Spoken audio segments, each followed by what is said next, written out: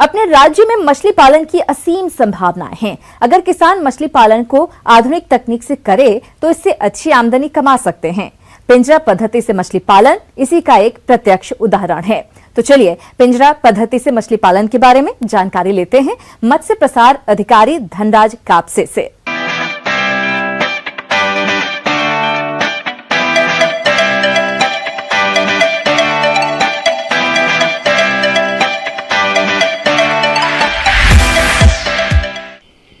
दोस्तों, मत्स्य पालन की नई नई प्रवृत्तियां आजकल देखने को मिलती है। उसी क्रम में केज एक्वाकल्चर एक उभर कर सामने आया है। केज कल्चर अगर कोई करना चाहे तो सबसे पहले ध्यान में रखने वाली बात यह होगी कि इसे करना कहाँ पर है और किन वस्तुओं का चयन हमको करना है।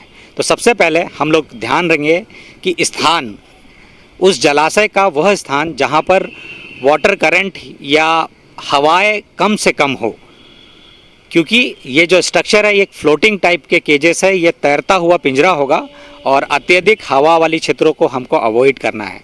तो ये चीज़ हमको कौन बताएगा कि कौन सी जगह काफ़ी अच्छी है। तो इसके लिए हम लोग जलाशय के निकटवर्ती रहने वाले ऐसे अनुभवी या बड़े लोग जो वहाँ पे कई सालों से रह रहे हैं से हम जानकारी ले सकते हैं। साथ ही साथ एक छोटा सा सर्वे भी हम कर सकते हैं कि किस जगह पर ये काम करना है। अभी केज है क्या चीज़? केज को सिंपली हम पिंजरा मान सकते हैं और ये तकनीकी रूप से 6 मीटर लंबा, 4 मीटर चौड़ा और 4 मीटर गहरा एक स्ट्रक्चर है, जिसे आप यहाँ पे भी देख सकते हैं। केज के निर्माण में जरूरी सामग्री फ्रेम। सस्ते एवं मजबूत सामग्री का चुनाव केज निर्माण के लिए आर्थिक दृष्टिकोण से बहुत महत्वपूर्ण है। केज के फ्रेम के निर्माण के लिए साधारणतः GI पाइप का उपयोग किया जाता है। फ्रेम को नट बोल्ट से फिक्स कर दिया जाता है। फ्लोट। फ्रेम को मजबूती एवं पानी में फ्लोट करने के लिए या तो स्टील के ड्रम या प्लास्टिक के ड्रम का उपयोग किया जाता है। सिंकर। स्थानीय पत्थर या सीमेंटेड संरचना जो भारी हो को नायलॉन रस्सी द्वारा सभी किनारों से लटका दिया जाता है, जो केस के आकार को बनाए रखता है। 40 से 50 किलोग्राम के पत्थर या सीमेंटेड संरचना को एंकर के रूप में उपयोग किया जाता है। मजबूत नायलॉन रस्सी से इसे बांधकर जलाशय के तल में फिक्स कर दिया जाता है। साधारणतया HDEP या नायलॉन निर्मित जाल का उपयोग बड़ी मछलियों के उत्पादन के लिए किया जाता है। और इसमें एक क्वालिटी नायलॉन का नेट या हम बोल सकते हैं कि SDPE से बना हुआ एक अच्छा जाल, जिसका प्लाई साइज ऑलमोस्ट 45 प्लाई अगर होता है तो हम समझते हैं कि वो सबसे बेस्ट क्वालिटी है। ये केज जो 96 घन मीटर का होगा, ऐसे 4 चेंबर उस केज में बने होंगे और उससे सम्मिलित रूप से हम एक बैटरी का नाम देंगे कि ये सीक्वेंस है, एक बैटरी है जिसमें 4 केजेस लगे हुए हैं। अभी ये 4 केजेस बनाने का जो टोटल वन टाइम कॉस्ट है, जिसे या तो इसको फिक्स कॉस्ट बोल सकते हैं आप, ये ऑलमोस्ट 2,70,000 रुपये से 3 लाख रुपए तक पड़ती है। ऐसी मछलियों का चयन करने के लिए बोलते हैं जो सघन मत्स्य पालन में उस पिंजरा पद्धति में पालन हो सके। ऐसी कुछ मछलियाँ हमारे पास में अभी हम लोग कई ट्रायल के बाद उसके अच्छे रिजल्ट को देखते हुए आपको बता सकते हैं कि आप पंगेसियस मछली का पालन इस केजेस में कर सकते हैं। इसके अलावा आप तिलापिया में जो एक अच्छी वैरायटी है जिसको हम लोग गिफ्ट तिलापिया बोलते हैं या मोनोसेक्स तिलापिया बोलेंगे, कॉमन कार्प का पालन कर सकते हैं। कुछ मात्रा में आप इंडियन मेजर कार्प्स की रोहू मछली का इस्तेमाल कर सकते हैं, जो बायोलॉजिकली डेट्राइटस खाकर उस तालाब के इन्वायरमेंट को, उस केज के इन्वायरमेंट को भी अच्छा बना के रखती हैं। उसके बाद में आप एक केज में आप 6 से 8 हज़ार अंगुलिकाओं का संचयन करेंगे। आपको ये बात का ध्यान जरूर रखना है कि मछली का साइज़ आपके जाल का जो मेज साइज़ है उसके अकॉर्डिंग हो, उससे छोटा ना हो। 90 दिन तक इस मछलियों का नर्सरी फेस चलेगा। इसमें आपको डिफरेंट काइंड ऑफ फूड आप इस्तेमाल कर सकते हैं, जैसे कि फ्लोटिंग फिश फीड आजकल मार्केट में अवेलेबल है। आप 28 से 32% प्रोटीन वाला 1 mm 2 mm साइज का फीड आप इस्तेमाल कर सकते हैं। प्रबंधन। जल की जांच। जल की गुणवत्ता की जांच केज में समय समय पर बराबर करते रहना चाहिए। मुख्यतः पानी में घुलित ऑक्सीजन, अमोनिया, pH इत्यादि की जांच करना जरूरी है। जाल की साफ सफाई। हर 15 दिन में एक बार ब्रश से जाल को साफ करना चाहिए ताकि इसमें काई इत्यादि का जमाव ना हो। अगर कोई मरी हुई मछली हो तो उसे तुरंत हटा दिया जाना चाहिए। रूटीन जांच, जाल के धागे एवं मेस की जांच बीच बीच में करनी चाहिए। अगर कोई मेस लूज हो या कट गया हो तो उसकी मरम्मत कर लेना चाहिए।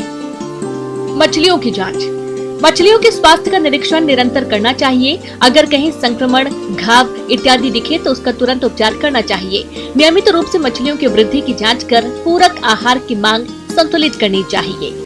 तो जवान किसान भाइयों और इस प्रकार के कार्य करने वाले किसान भाइयों से मेरा निवेदन है कि आप केज पद्धति के बारे में अधिक जानकारी के लिए अपने निकटवर्ती जिला मत्स्य कार्यालय से संपर्क कीजिए, ज्ञान बढ़ाइए, क्योंकि ज्ञान से ही हम लोग आगे बढ़ेंगे। नील हरित शैवाल एक जैविक खाद है जो नाइट्रोजन का सस्ता विकल्प है, जो धान की फसल में न सिर्फ नाइट्रोजन की पूर्ति करता है बल्कि खेत में नील हरित काई से मिट्टी की उर्वरा शक्ति भी बढ़ाता है। तो आइए नील हरित शैवाल कल्चर तैयार करने की विधि और फसल में प्रयोग के बारे में विस्तार से जानते हैं। सम्मानित किसान भाइयों, आज आपको हम ये नील हरित शैवाल जैव उर्वरक उत्पादन एवं प्रयोग की विधि बताना चाहते हैं, जो कि आपकी खरीफ की फसल के लिए बहुत ही लाभदायक है और नाइट्रोजन का एक प्राकृतिक स्रोत। धान की फसल में किसान हजारों रुपए खर्च करके नाइट्रोजन की कमी पूरी करने के लिए यूरिया डालता है, जो इंसान व वातावरण दोनों के लिए नुकसानदायक होता है। जबकि किसान 150 से 200 रुपए खर्च करके नील हरित शैवाल का प्रयोग कर नाइट्रोजन की कमी को पूरा कर सकता है। किसान भाई अपने घरों में काई वाली खाद नील हरित शैवाल का आसानी से उत्पादन कर सकते हैं और इसे धान की फसल में डालकर अच्छी उपज प्राप्त कर सकते हैं। देखें कि इसको हिंदी में नील हरित शैवाल जैव उर्वरक कहते हैं। इनकी खासियत यह है इन इकाइयों की कि यह वायुमंडल में पाए जाने वाले 78% ये नाइट्रोजन को आपके मिट्टी में स्थिरीकरण करते हैं। इसको बनाने के लिए दोस्तों खुले वातावरण में जहाँ की सूरज की पूरी रोशनी मिल सके वहाँ पर 5 मीटर लंबा, 1 मीटर चौड़ा और आधा फीट गहरा जो है हम गड्ढा बनाते हैं। तो उसमें दोस्तों इसको बनाने के लिए सर्वप्रथम 5 इंच पटरी से नाप करके हम पानी भरते हैं। 5 किलोग्राम उपजाऊ खेत की जो है मिट्टी डालते हैं। काई का भोजन होता है सिंगल सुपर फास्फेट, तो 500 ग्राम सिंगल सुपर फास्फेट उसमें डालते हैं और फिर इसमें ये 7 दिन में काई वाली खाद तैयार होती है। जब सब कुछ मिट्टी बैठ जाए हमारी, ऊपर स्वच्छ पानी दिखाई देने लगे, तो इसके बीज को जो है मदर कल्चर कहते हैं। इसी का आधा किलोग्राम मदर कल्चर लेकर पानी में डालते हैं तो अब एक तेली परत जो है उसके ऊपर छा जाती है। यही निशानी होती है कि हमारा मदर कल्चर ठीक है या नहीं ठीक है। धीरे धीरे आप देखेंगे कि सूरज की रोशनी के प्रभाव से यह काई के रूप में आपके पूरे टैंक में जो है फैलती जाती है, जैसे कि दूध के ऊपर साड़ी पड़ती है, और 7 दिन के अंदर आपके टैंक का 5 इंच पानी भी खत्म हो जाता है और काई की एक मोटी सी परत पूरे टैंक में छा जाती है। लगभग 7 से 8 दिनों के बाद पानी में गहरे हरे रंग की काई की परत दिखाई पड़ने लगती है।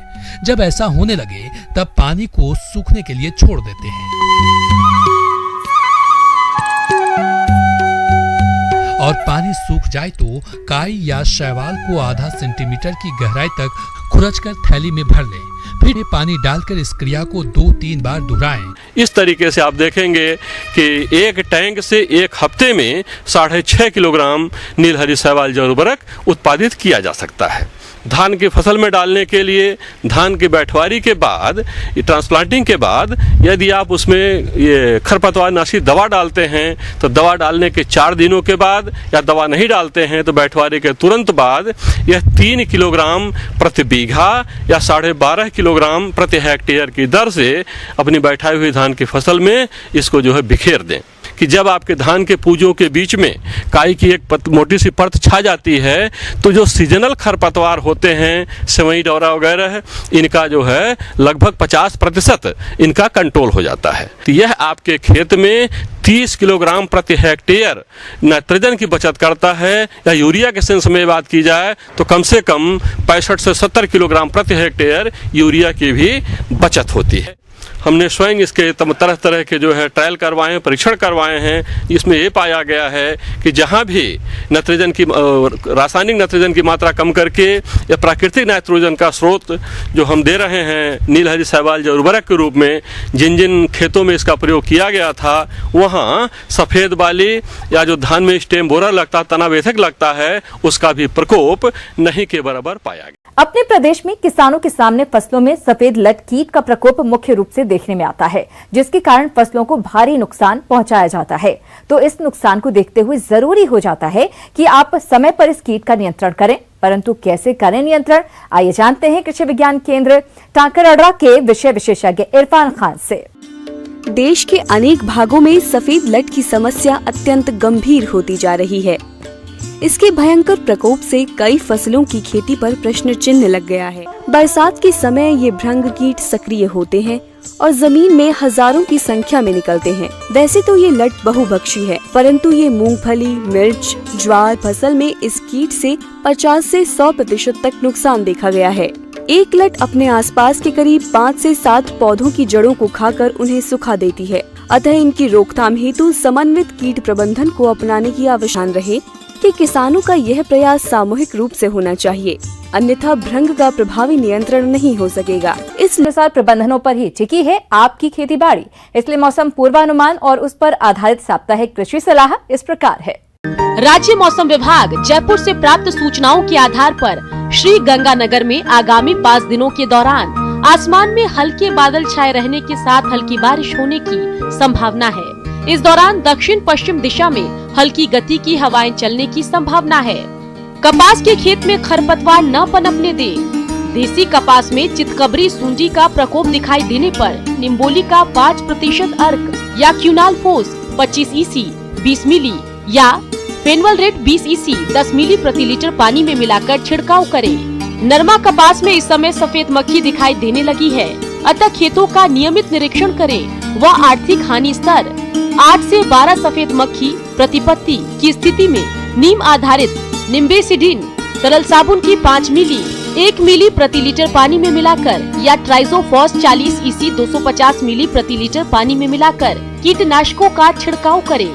नरमा कपास में सफेद मक्खी की रोकथाम हेतु 32 से 48 पीले रंग का ट्रैप प्रति हेक्टेयर प्रयोग में लेवे। थ्रिप्स प्रकोप दिखाई देने पर थायोमेथोक्साम 25 WG 0.50 मिली प्रति लीटर पानी में मिलाकर छिड़काव करें। हरा तेला कीट का प्रकोप हो तो रोकथाम के लिए एसीफेट 70 SP 2 ग्राम, डाइमेथोएट 30 EC 2.0 मिली प्रति लीटर पानी की दर से घोल बनाकर फसल पर छिड़काव करें। अगेती ग्वार में बारिश न होने की स्थिति में सिंचाई देवे। ग्वार की अगेती फसल में रसचूसक कीट जैसे सफेद मक्खी, हरा तेला आदि का प्रकोप चल रहा है। इनके नियंत्रण हेतु ट्राइजोफॉस 2.5 मिलीलीटर या एसिटामिप्रिड 0.4 ग्राम प्रति लीटर पानी के हिसाब से घोल बनाकर छिड़काव करें। मूंग में सफेद मक्खी व हरा तेले से बचाव हेतु डाइमेथोएट 30 EC या ट्राइजोफॉस 40 EC का 2.5 मिली प्रति लीटर पानी में मिलाकर प्रति बीघा की दर से छिड़काव करें।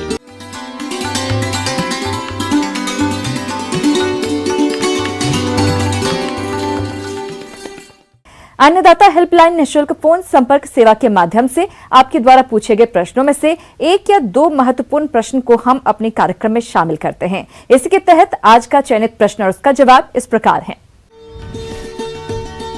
निःशुल्क अन्नदाता हेल्पलाइन में आज हमने जिस प्रश्न को शामिल किया है उसे पूछा है गांव कलवार, जिला जयपुर के किशोर यादव ने।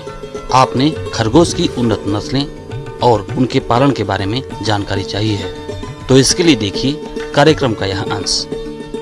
खरगोश पालन भारतवर्ष में मीट उत्पादन और घर में आनंद या मनोरंजन के लिए पाला जाता है।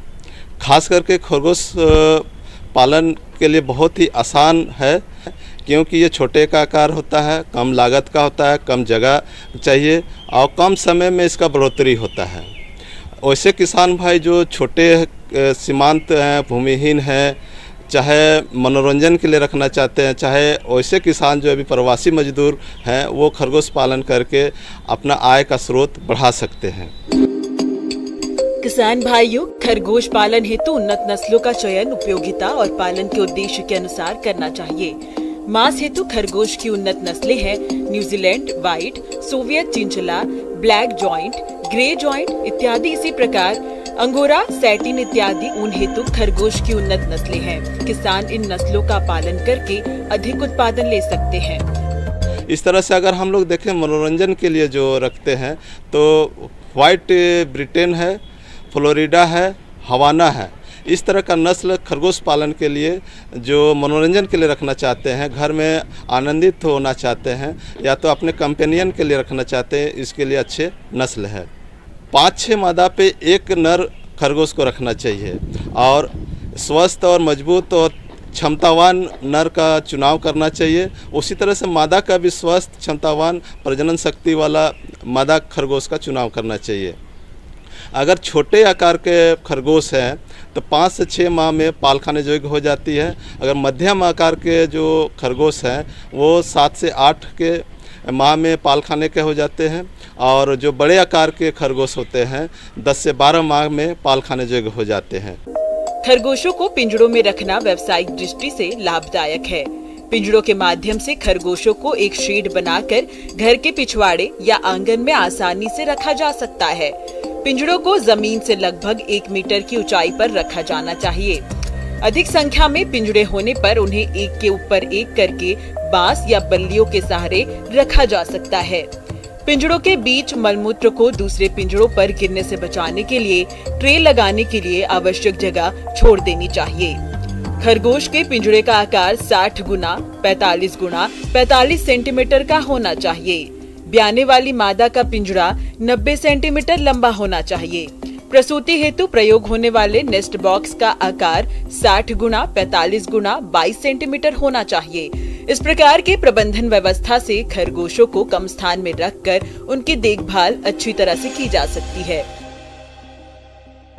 खरगोश बहुत ही छोटा समय का गर्भधारण होता है, 30 से 32 दिनों का होता है। इसलिए आप देखेंगे कि साल भर में ही 5 से 6 बार तक बच्चा उत्पादन करती है और एक बार में 3 से 5 बच्चा उत्पादन करती है। चूँकि ये बहुत छोटे आकार का होता है तो इसका ये आहार प्रबंधन में बहुत खास ज़रूरत नहीं पड़ेगी। इसमें किसी भी तरह का घास, पत्ता, गोभी का पत्ता बाज़ार से जो बच जाता है वो पत्ते, वो सब भी हम लोग इसको खिला सकते हैं। और इसका अगर दाना मिश्रण दे तो 100 ग्राम हम लोग प्रतिदिन के हिसाब से दे सकते हैं, जो कि उसका संपूर्ण आहार में तब्दील हो जाएगा और लाभ अधिक मिलेगा। इसका दाना मिश्रण के लिए हम लोग 30% आप मकई दे सकते हैं और 53% चोकर दे सकते हैं और मछली चूर्ण 5% और 1% आप खनिज लवण और 0.5% जो है हम लोग नमक इसमें मिश्रण करेंगे। इस तरह से हम लोग इसको दाना मिश्रण को बनाएंगे और इसको प्रतिदिन 100 ग्राम के हिसाब से खिला सकते हैं। और इस तरह से अगर छोटे किसान चाहे प्रवासी मजदूर हैं तो इसमें बहुत ही कम समय का प्रशिक्षण होता है और सभी जिलों में कृषि विज्ञान केंद्र है। इसके अलावे विश्वविद्यालय, कृषि विश्वविद्यालय हैं सभी राज्यों में, वहाँ भी आसानी से प्राप्त कर सकते हैं। इसके अलावा पशु चिकित्सा महाविद्यालय सभी राज्यों में, वहाँ भी जाकर हम आसानी से खरगोश पालन का प्रशिक्षण ले सकते हैं और इसका हम लोग व्यावसायिक रूप से हम लोग फार्मिंग कर सकते हैं। आइए अब एक नजर डालते हैं राज्य की कुछ चुनी हुई मंडियों के प्रमुख फसलों के बाजार भाव पर।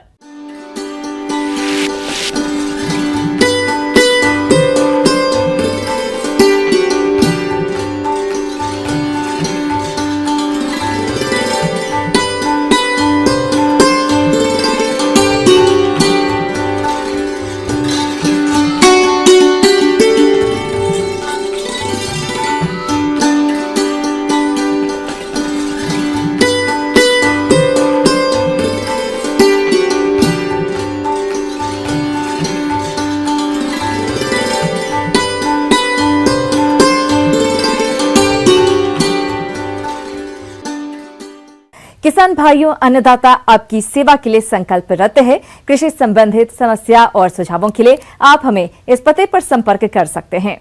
प्रोड्यूसर अन्नदाता, news 18 Rajasthan, Ramoji film city, Hyderabad 501512। साथ ही आप हमें ईमेल भी कर सकते हैं। हमारा ईमेल है p18annadatarajasthan@nw18.com। इसके अतिरिक्त आप हमें निःशुल्क हेल्पलाइन नंबर 180041921555 पर सोमवार से शनिवार सुबह 10 बजे से शाम 4 बजे के बीच संपर्क कर सकते हैं। किसान भाइयों, अब समय हो रहा है आपसे विदा लेने का, तो हमारी पूरी अन्नदाता टीम को दीजिए इजाजत। कल फिर आपसे मुलाकात होगी कृषि संबंधित कुछ और महत्वपूर्ण जानकारियों के साथ। नमस्कार।